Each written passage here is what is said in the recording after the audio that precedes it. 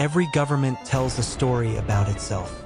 A story of order brought to chaos, of civilization rising from savagery, of laws protecting the innocent and justice served blind and fair. But beneath every marble floor, beneath every polished desk, beneath every carefully worded decree, there is another story.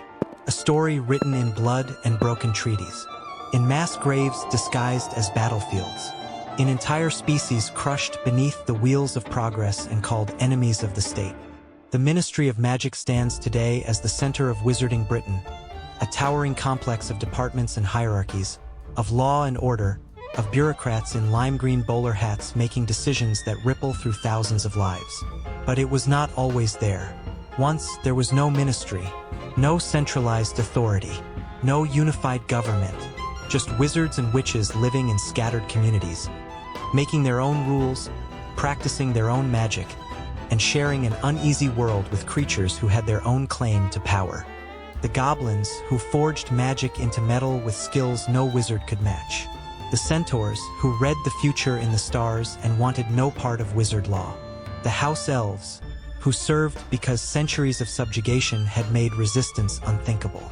And dozens of other magical beings, each with their own histories, their own cultures, their own understanding of what magic meant and who had the right to wield it. This is the story of how the Ministry came to be, not through noble vision, but through blood and compromise and fear. Through wars fought in the shadows, rebellions crushed in secret, treaties signed with fingers crossed behind backs. Through the systematic subjugation of every magical being who dared claim equality with wizard kind. And at the center of this story are the Goblins, the first to rebel, the first to demand justice, and the first to learn that the Ministry's marble halls were built on foundations of violence that would accept no challenge to wizard supremacy. So settle in. Let the weight of history press gently on your eyelids. For tonight, we trace the bloodlines of power, the secret history of how the wizarding world learned to govern itself, and the price that others paid for that governance. This is the story of the Ministry of Magic, and the wars that built it. Hey, it's Max. Tonight's story is different, heavier, maybe. We're so used to seeing the Ministry as this established thing in Harry Potter, the place where Arthur Weasley works, where Fudge makes his terrible decisions, where bureaucracy lives and thrives. But we rarely ask, where did it come from? How did wizards go from scattered communities to this massive centralized government? And what happened to all the other magical beings who had their own ideas about power and freedom? The answer isn't pretty. It involves centuries of conflict, rebellions that were erased from most history books, and a pattern of subjugation that the wizarding world still hasn't fully reckoned with. Everything I'm sharing tonight is drawn from canon sources, from the history of magic sections in the books, from Pottermore writings about goblin culture and wizarding governance, and from reading between the lines of what the series tells us about magical creature rights. This is transformative storytelling, taking fragments of lore and weaving them into a continuous narrative that helps us understand how the magical world got to where it is. It's educational, it's researched, and yeah, it's designed to help you drift off while learning something most wizards in Harry's world never learned. That their government was born in blood, not brilliance. Let's begin. In the beginning, and by beginning we mean the centuries before the Ministry, before centralized government, before the very idea that magical Britain needed a single authority to speak for all witches and wizards, there was simply power dispersed across the land like rain across fields, soaking in wherever it found purchase. There was no Ministry of Magic, no towering complex of departments rising from London's underground, no minister sitting in an office making decisions that would ripple through thousands of lives. There was no Wisengamot chamber with its tiered seating where robed figures passed solemn judgment on the accused, no Department of Magical Law Enforcement with Aurors in crimson robes patrolling Diagon Alley, no International Confederation of Wizards meeting in Geneva to dictate treaties and trade agreements. There was simply magic, wild and unregulated, practiced by those who had the gift in whatever manner they saw fit, according to whatever traditions their particular community had developed over generations of trial and error and accumulated wisdom. Wizards and witches in medieval Britain lived in scattered communities, each one a small island of magical culture in a sea of Muggle villages and towns. Some magical communities were entirely separate, hidden valleys where only magical people dwelt, protected by ancient enchantments that made Muggle travelers lose their way or suddenly remember urgent business elsewhere. Others were integrated more carefully into Muggle society, with witches and wizards living among non-magical neighbors, practicing their craft behind closed doors and drawn curtains, offering healing and help in carefully measured doses that would seem like good fortune rather than supernatural intervention.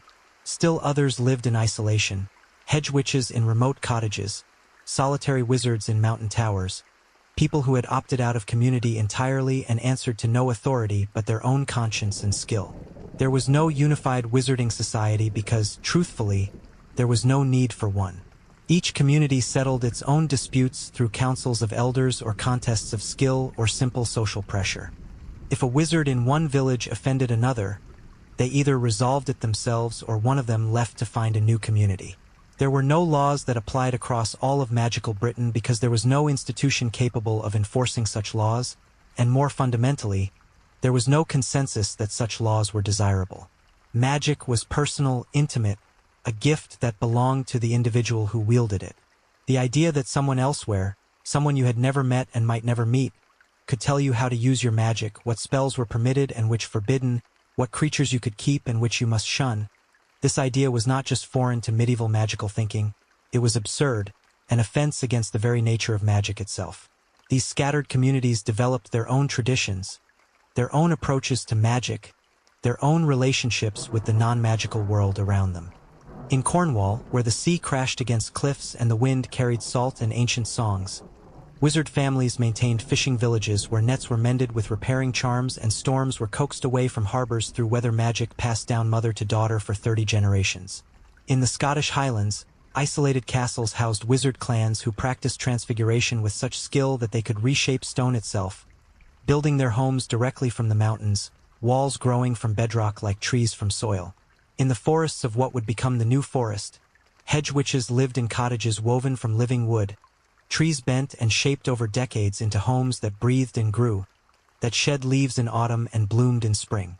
Each community had its own governance, its own way of maintaining order and resolving conflict. Some held monthly gatherings where all adults could speak and consensus was reached through discussion that might last hours or days until agreement emerged naturally, like water finding its level. Others deferred to the eldest or the most skilled, recognizing that wisdom and power often accumulated with age and practice. Still others settled disputes through magical contests, not violent duels but demonstrations of skill, the two parties in conflict each attempting to accomplish some feat of magic, with the community judging whose work showed greater mastery, whose magic sang with more truth. The loser accepted the judgment not because they were forced to but because the community's recognition of superior skill carried weight, carried honor, carried the kind of authority that comes from genuine respect rather than threatened violence. There was conflict, of course. Humans in proximity inevitably generate friction, and adding magic to human nature does not remove jealousy, ambition, old grudges, or simple incompatibility of temperament. Wizards fought with each other, sometimes with words and sometimes with wands. Villages feuded over territory, over insults real or imagined, over the theft of a prized grimoire or the seduction of a betrothed. People were cursed, hexed, occasionally killed. But these conflicts were local, personal, bounded by geography and relationship. They were not systemic. They did not threaten the stability of wizarding society as a whole because wizarding society as a whole did not yet exist as a concept requiring stability.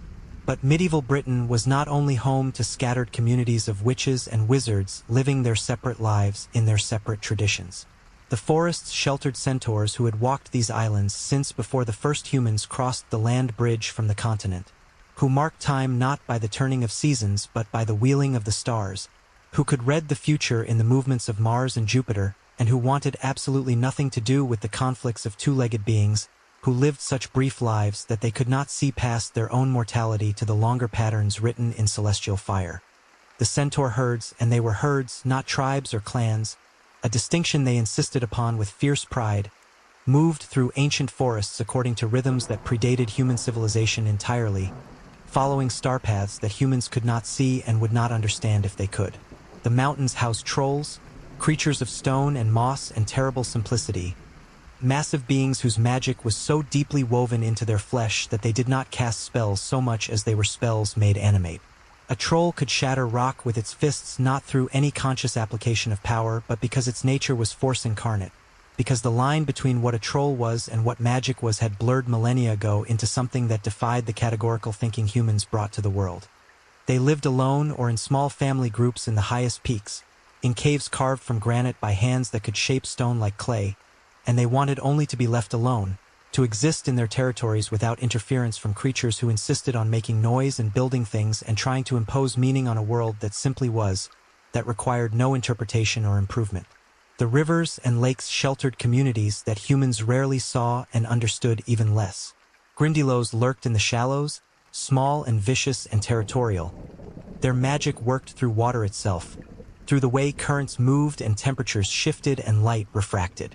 Kelpies, those shapeshifters who could appear as beautiful horses but were in truth predators of extraordinary cunning, hunted in deeper waters, using glamours so perfect that even experienced wizards sometimes could not penetrate them until too late, until they were already in the water, already drowning. And in the deepest lakes, in cold dark waters that sunlight never reached, lived the merpeople, the Selkies and the Sirens and the dozens of other merfolk varieties, each with their own languages and cultures and forms of water magic that worked through song and gesture and the manipulation of pressure and current in ways that land-dwelling wizards with their wands and their incantations could never hope to replicate. The Moors concealed hags, solitary practitioners of the oldest, darkest forms of magic, women, and they were always women, for reasons that even hags themselves disagreed about, who had rejected human society so completely that they barely counted as human anymore, their magic turning them into something else, something that lived in the wild places and practiced transformations and curses that made even hardened dark wizards uneasy. A hag could not be killed easily because a hag's magic was woven into the land itself, into the peat and heather and standing stones, so that killing the body simply released that magic to find a new host, a new hag to rise from the moor as if the position were an office that must always be filled rather than a person who could die and be gone. And in the deep places of the earth, in networks of tunnels and chambers that humans had never seen and would never find without goblin permission, lived the goblins themselves. They were, in almost every way that mattered, the wizard's equals. They could not cast spells in the manner of wand-waving wizard kind, could not speak incantations and trace patterns in air to reshape reality according to will and word. But their magic was older than wand magic, stranger than spellcraft, worked through their hands and their forges, and their intimate understanding of how power lived in metal and stone. A goblin smith could take raw or dug from deep mines, iron that had never seen sunlight, silver that had formed in darkness under pressure over millennia, and through skill and enchantment and processes they shared with no outsiders, could transmute it into objects of power that wands could not replicate. Swords that never dulled, never rusted, that could cut through any defense and would serve their wielder with loyalty that bordered on consciousness. Armor that could not be pierced by blade or spell, that adapted to its wearer and grew stronger with each battle survived. Treasures, crowns and chalices and jewelry that held magic in their very substance, that radiated power simply by existing, that could enhance the abilities of anyone who possessed them. Goblin culture was ancient and complex, built on principles of honor and reciprocity that humans consistently misunderstood or dismissed as primitive. Goblins organized themselves into clans, extended family networks that could number hundreds of individuals all descended from a common ancestor, all bound by obligations of mutual support and shared glory. Within each clan, social standing was determined not by birth or wealth but by skill, specifically, by the quality of the objects one crafted. A goblin who forged a sword of extraordinary beauty and power gained honor not just for themselves but for their entire clan, raising the status of cousins and siblings and distant relatives through association with their achievement. Conversely, a goblin who produced shoddy work or who failed to meet the obligations of a commission brought shame that rippled outward, affecting their whole family network. This emphasis on craft-based honor created a society that valued excellence above all else, that judged individuals by what their hands could produce rather than by who their parents were or how much gold they possessed. Goblins taught their young in forge schools, multi-generational institutions where master smiths passed down techniques refined over centuries, where apprentices learned not just the physical skills of metalwork but the magical theory behind it, The ways that intention and focus and the rhythmic striking of hammer on anvil could shape not just metal but the magic within metal, could coax power out of or and bind it into lasting form. The goblins were, in many ways, the wizard's equals. They could not cast spells in the manner of wand-waving wizard kind, but their magic was older, stranger, worked through their hands and their forges. They could take raw or from deep mines and transmute it through skill and enchantment into objects of power. Swords that never dulled, armor that could not be pierced, treasures that held magic in their very substance. Gringotts, the goblin bank that would eventually dominate wizarding finance, did not yet exist. But goblin smiths were already legendary, their work coveted by wizard and muggle king alike. Though few could afford the prices goblins demanded and fewer still understood the complex cultural codes that governed goblin craftsmanship and ownership. Goblins lived primarily underground, not because they feared sunlight or could not tolerate the surface world. Those were wizard myths, misconceptions born from lack of understanding, but because their magic and their culture were rooted in the earth itself. Goblin settlements were marvels of engineering and enchantment, cities carved from living rock that extended for miles beneath mountains and moors, lit by crystals that had been taught to glow, ventilated by shafts that pulled fresh air from the surface through natural convection enhanced by subtle spells.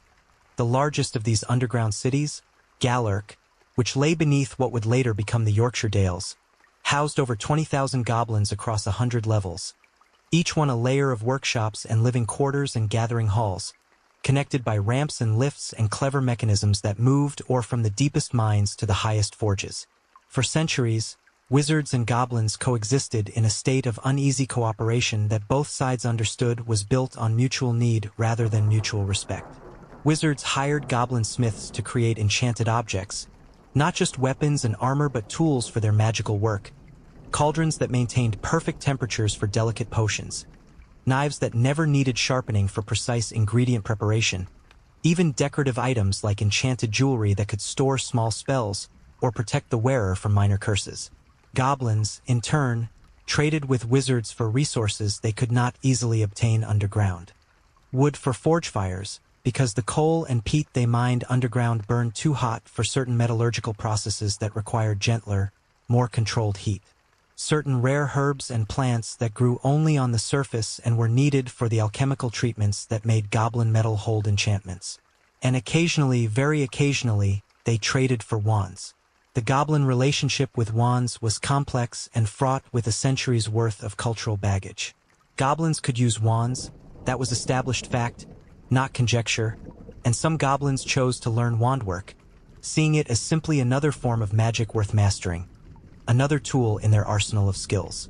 But most goblins regarded wizard wands with a mixture of curiosity and contempt, seeing them as crutches for those who could not channel magic through will and craft alone, who needed an external focus because they lacked the discipline and connection to magic that goblins cultivated through their forge work. A goblin with a wand was like a master sculptor using a paintbrush, technically capable of producing art, but working in a medium that felt foreign, imprecise, somehow lesser than what they could achieve through their native methods. This mutual dependency created trade relationships, exchange agreements, contracts that specified exactly what each party would provide and what they would receive in return. And it was in these contracts, in the fine details of terms and conditions, that the fundamental incompatibility between goblin and wizard cultures first became apparent and would eventually fester into open war.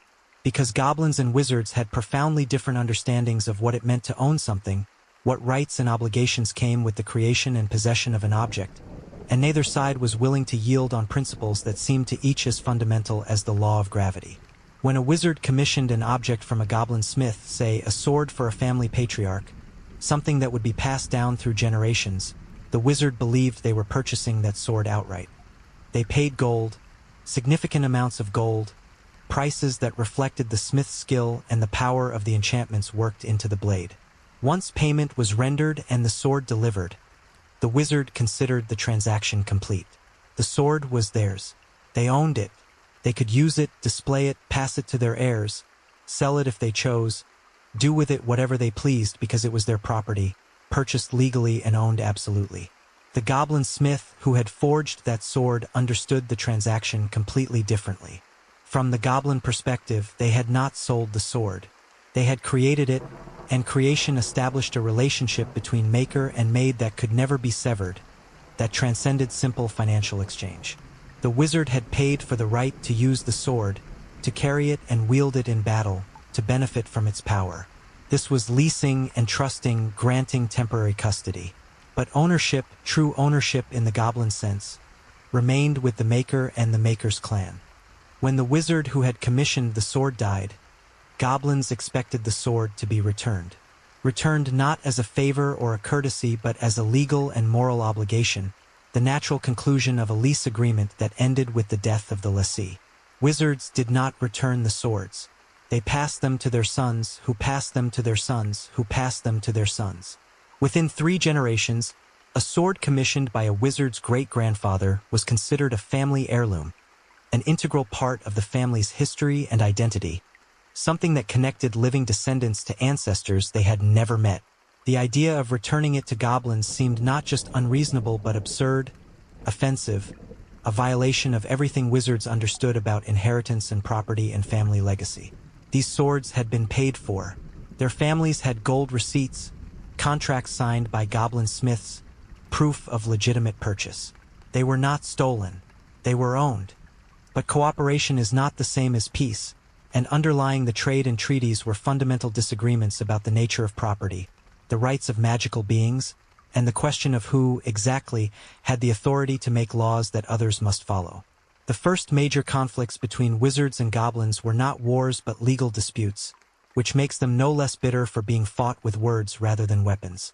Goblins had a different understanding of ownership than wizards did. When a goblin smith created an object, that object was never truly sold in the way wizards understood selling. It was leased, entrusted, granted for use.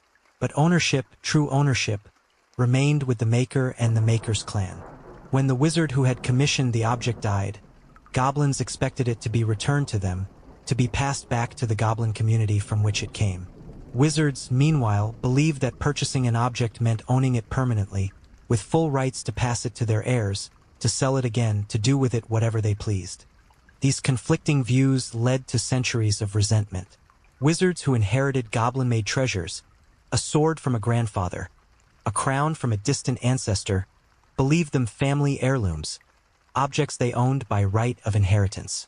Goblins saw those same objects as stolen property, items that should have been returned generations ago and were being held illegally by wizard families too arrogant to respect goblin law. Both sides accused the other of theft. Both sides believed they were in the right, and neither side was willing to yield, because yielding meant admitting that the other's cultural understanding of property was valid, and that admission threatened the very foundation of how each group understood the world. By the 15th century, these simmering tensions were beginning to boil. Wizard communities across Britain were growing larger, more organized, more confident in their separation from the Muggle world that was increasingly hostile to magic. The witch hunts had begun, crude and largely ineffective against trained witches and wizards, but deadly to the vulnerable, the old, the young, the squibs born into magical families. In response to this external threat, wizards began to organize more formally. Regional councils formed, local leaders emerged, and the idea began to take root that perhaps wizards needed a centralized authority, a government that could protect them, represent them, and speak with a unified voice. The first attempt at such a government was the Wizards' Council, established in the late 1300s. It was not the ministry, not yet, but it was the seed from which the ministry would eventually grow. The Wizards' Council was a loose confederation of powerful wizards and witches from across Britain, meeting irregularly to discuss matters of common concern. It had no permanent home, no standing army, no real enforcement power. It could issue proclamations and recommendations, but it could not compel obedience. It was a council of equals, or at least of those who considered themselves equal, and it had no interest in extending membership to non-human magical beings. The goblins were not invited to join the Wizards' Council. Neither were the centaurs, the merpeople, the house-elves, or any of the other intelligent magical beings who shared Britain with wizardkind. The council did not consider this an insult or an injustice. It simply did not occur to most wizards that non-humans might deserve a voice in magical governance. This was a government of wizards, for wizards, by wizards, The fact that its laws and policies would inevitably affect other magical beings was not seen as a problem requiring consultation or consent. It was simply the natural order of things, as obvious as the fact that wizards carried wands and goblins did not. The goblins, unsurprisingly, had a different perspective. They watched the formation of the Wizards' Council with growing alarm, recognizing it for what it was: the formalization of wizard supremacy, the creation of a legal structure that would enshrine wizard authority over all magical affairs. Goblin leaders sent delegations to the council requesting, then demanding, representation. They argued that goblins were the equals of wizards in magic and skill, that they had their own ancient societies and laws, that any government claiming authority over magical Britain must include the voices of all magical peoples, not just those who happened to be born human and capable of wand magic. The Wizards' Council refused. The refusal was not loud or dramatic. It was a bureaucratic dismissal, a polite letter explaining that the council was established specifically for the governance of witches and wizards, that extending membership to non-human beings would complicate matters unnecessarily, and that goblins were, of course, welcome to form their own councils if they wished, so long as those councils recognized the supreme authority of wizard law in all matters pertaining to magic in Britain. In other words, you may govern yourselves, but you must obey us. You may have your own laws, but our laws supersede yours. You may call yourselves equals, but you will act as subjects. The goblins rejected this subordination absolutely and began to organize for resistance. What followed was not a single war but a series of rebellions spanning nearly 4 centuries, each one a different chapter in the same fundamental conflict. Wizards determined to establish unquestioned authority over magical Britain, and goblins equally determined to resist that authority and demand recognition as sovereign equals. These conflicts are called, in history books written by wizards, the Goblin Rebellions. Goblins, in their own histories, call them the wars for freedom, or sometimes, with bitter accuracy, the wars of survival. The first major rebellion erupted in 1612, though the seeds of it had been growing for decades.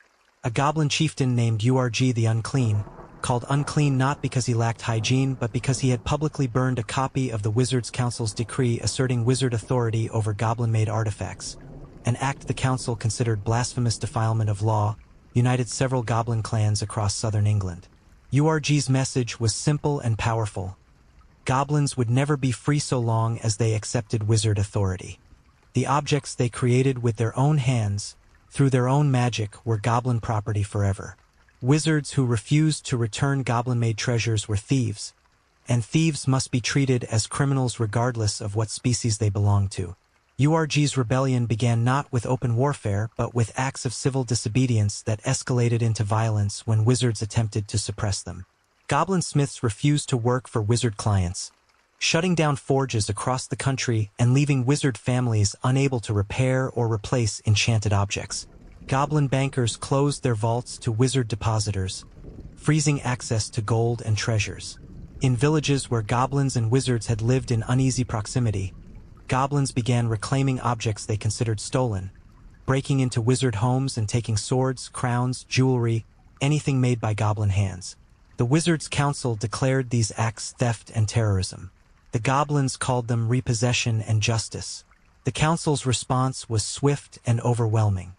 They raised an army, not a professional military, for such a thing did not yet exist, but a militia of volunteer wizards from powerful families, coordinated by the council and granted authority to use whatever force necessary to suppress the rebellion. These wizards were not trained soldiers. They were farmers and shopkeepers and scholars who took up wands because the council told them goblins were threatening the stability of wizarding society, because they believed the property they owned was genuinely theirs, and because, in truth, most wizards had been raised with the casual certainty that goblins were lesser beings, clever with metal but lacking the true intelligence and moral sophistication of wizard kind. The fighting was brutal and one-sided. Goblins were skilled warriors with weapons and armor superior to anything wizards could produce, but they could not match the versatility of wand magic in open combat. A goblin with a sword, no matter how well forged, could kill one wizard.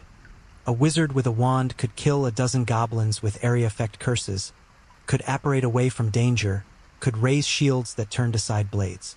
The rebellion was crushed within 6 months. Urg the Unclean was captured, tried before the Wizards' Council on charges of insurrection, and executed in a public ceremony designed to demonstrate the futility of resisting wizard authority. Hundreds of goblins died in the fighting. Thousands more were imprisoned, their forges destroyed, their clans scattered. But the rebellion had not been pointless. It had forced the Wizards' Council to acknowledge, however reluctantly, that the Goblin question could not be ignored.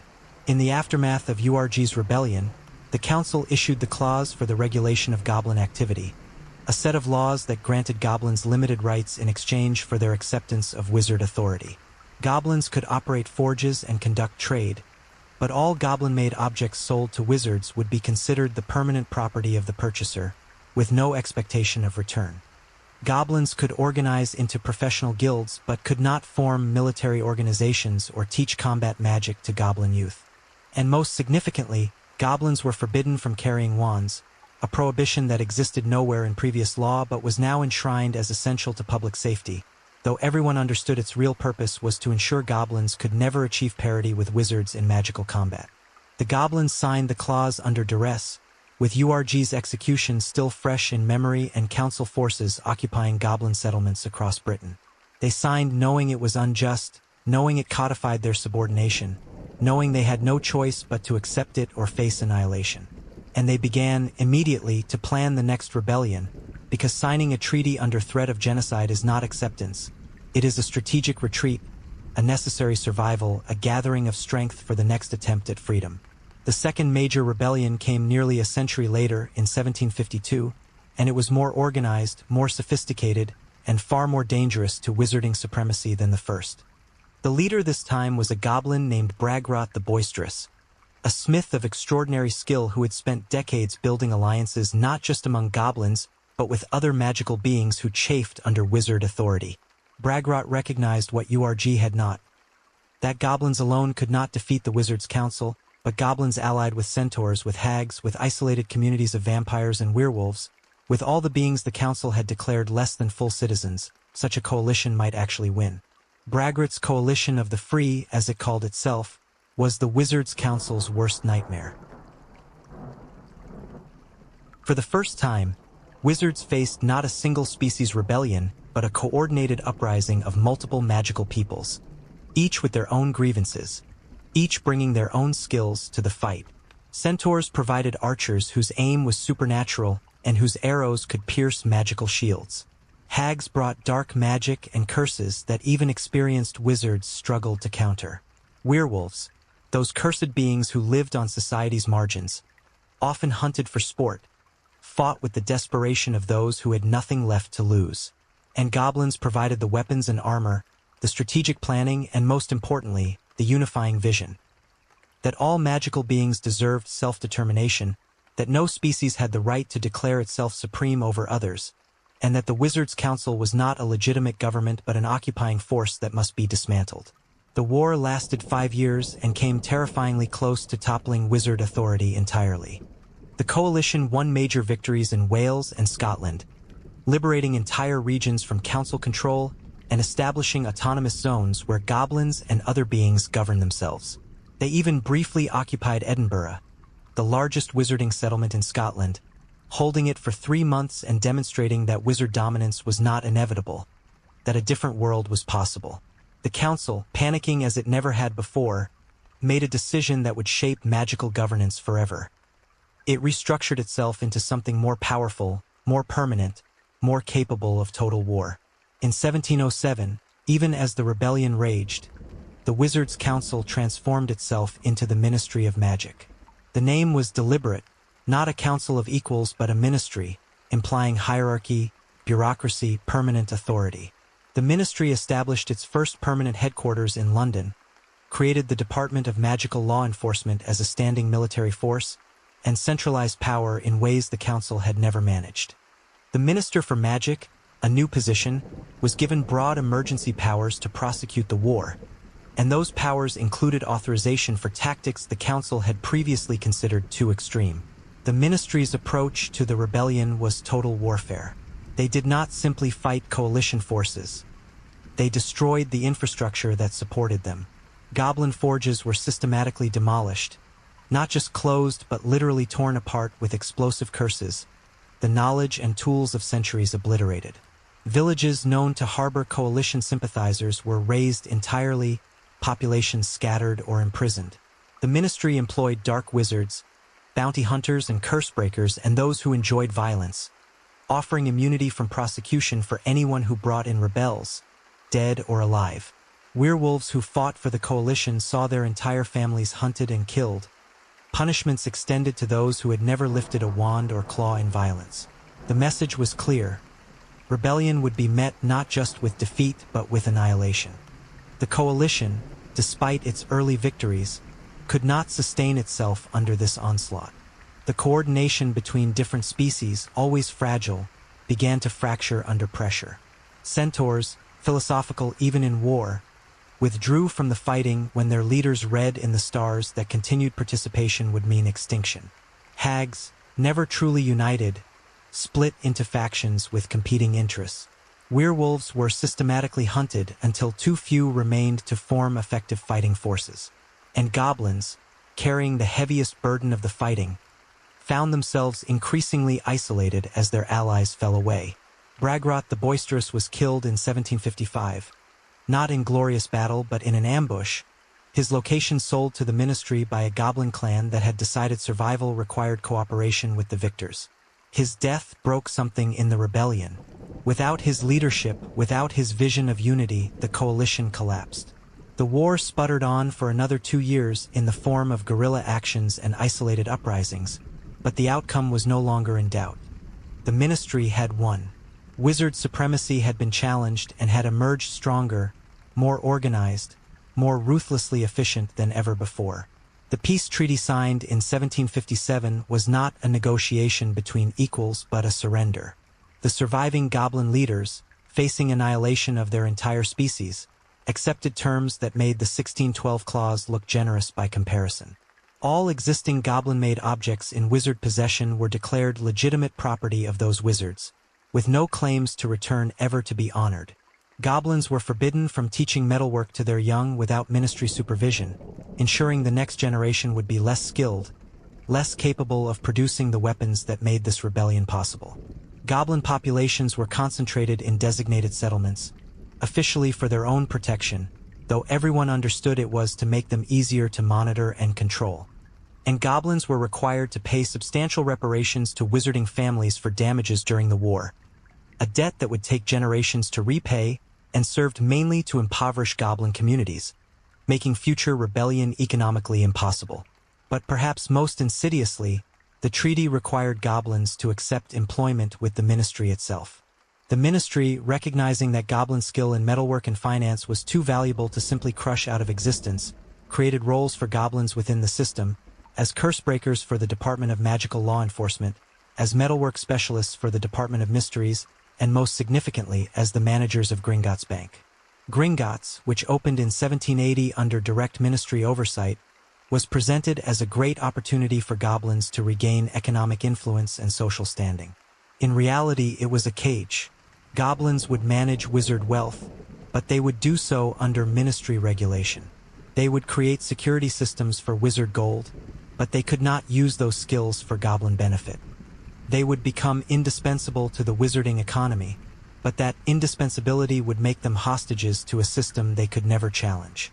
The decades after the Second Goblin Rebellion, for that is what wizard historians call it, reducing centuries of systematic oppression to a single-numbered conflict, saw the ministry consolidate power in ways that would have been unthinkable before. The Department of Magical Law Enforcement became not just a military force but a police apparatus, with oars patrolling wizarding spaces, monitoring for signs of sedition, enforcing laws that increasingly regulated every aspect of magical life. The Wiesengemot, which had once been a forum for debate, became a court where the ministry's will was rubber-stamped with the veneer of justice. And the ministry itself grew into a massive bureaucracy, departments spawning subdepartments, offices created to manage problems that other offices had created, a self-perpetuating machine that justified its existence through the complexity it generated. The treatment of goblins became the template for how the ministry dealt with all non-human magical beings. Centaurs were pushed into designated forests, their ancestral lands outside those reserves claimed by wizards without compensation. Merpeople's rights to river and lake systems were subordinated to wizarding development needs. House-Elves, who had been enslaved for centuries, saw their bondage codified in law, with ministry regulations specifying exactly how they could be bought, sold, and disposed of. Werewolves faced registration laws and employment discrimination. Half-giants were barred from carrying wands. Even part-humans like half-Vila faced social stigma and legal restrictions that full humans did not. The ministry did not call this oppression. They called it civilization, order, the natural hierarchy of magical society. They pointed to the relative peace, enforced peace, maintained through surveillance and the threat of violence, but peace nonetheless as evidence that their policies worked. They argued that treating different magical beings differently was not prejudice but pragmatism, based on objective assessments of each species' capabilities and dangerousness. They created a legal framework that defined degrees of magical beingness, with wizards at the top as full legal persons, and everyone else arranged below in a carefully calibrated hierarchy of partial rights and partial protections. By the 19th century, the ministry had become what it remains today: a vast, self-assured institution that controls every aspect of magical life in Britain, from the registration of children born with magic to the licensing of animagi to the classification of dark objects to the enforcement of the International Statute of Secrecy. It has departments for everything: magical accidents and catastrophes, magical games and sports, international magical cooperation, mysteries. It employs thousands of witches and wizards across hundreds of offices. It is the center of the magical world, and it has been in place for so long that most wizards cannot imagine magical society without it. But the ministry's authority is not absolute and never has been. Even in its most powerful moments, it has been challenged by those who remember what came before, by those who never accepted its legitimacy, by those who understand that every law the ministry passes, every regulation it enforces, every inch of authority it claims, rests on foundations built during wars of conquest and sealed with blood. The Goblins remember. They have never forgotten the rebellions, never accepted the legitimacy of the treaties signed under duress, never stopped passing down stories of Urg the Unclean and Bragrot the Boisterous and all the others who fought and died for a freedom that wizards could not imagine granting, because to grant it would mean admitting that wizard supremacy was not natural law but political violence dressed in bureaucratic language. And so the Goblins continue. They run Gringotts under ministry supervision, but they run it well, and they know every secret of every wizard vault, every weakness in every curse, every detail of every transaction. They wait. They teach their young, carefully and secretly, the skills that were supposed to be forgotten, the metalwork and magic that made them equals once. They maintain their culture, their language, their histories that contradict everything wizard children learn in history of magic classes. They know the rebellion is not over, it has merely entered a different phase, one measured in centuries rather than years, one where victory is not measured in battles won but in survival, in cultural continuity, in the refusal to be erased. The ministry tells itself a story about benevolent governance, about laws that protect everyone, about a society built on justice and merit. But beneath the marble floors of the atrium, beneath the golden statues and the enchanted fireplaces and the lifts that carry bureaucrats between departments, there is another story. A story written in the ruins of goblin forges and the mass graves of rebels and the carefully worded clauses of treaties that were never meant to be honored. A story that asks, what makes a government legitimate? Is it the consent of the governed, or merely the power to punish those who refuse to consent? The ministry has never answered that question honestly, because to do so would require acknowledging that its entire structure is built on the systematic denial of rights to the majority of magical beings in Britain. That the peace it maintains is the peace of subjugation. That the order it enforces is an order that serves only one species, and everyone else is simply expected to accept their subordination or face the same fate as Urg the Unclean and Bragrot the Boisterous and thousands of others whose names were never recorded because victors write history and losers become footnotes. And when Harry Potter walked into the Ministry of Magic for the first time, when he looked up at the golden fountain statue showing a wizard and which standing proud while a goblin, a centaur, and a house-elf gazed up at them in adoration, a statue that would later be destroyed during the Battle of the Ministry, its destruction symbolic of the lies it told, he did not know this history. He did not know that the building he stood in was a monument to conquest, that every department was an arm of subjugation, that the relative peace of his world was built on violence so systematic and so thorough that most wizards had forgotten it ever happened. That is the Ministry of Magic. Not the defender of the magical world, but its conqueror. Not the protector of magical beings, but their warden. Not a government born from enlightenment, but an empire built on the ruins of those who dared to demand equality and learned, too late, that wizard mercy only extends to other wizards. The goblins know this. They have always known this, and they are still waiting. And so we reach the end of this particular history lesson. The Ministry of Magic, that imposing structure we see throughout the Harry Potter series, that place where good people like Arthur Weasley work alongside incompetents like Fudge and zealots like Umbridge, it's so much more than a setting, isn't it? It's the physical manifestation of a choice the wizarding world made centuries ago. That their comfort, their security, their supremacy, mattered more than justice for those who were different from them.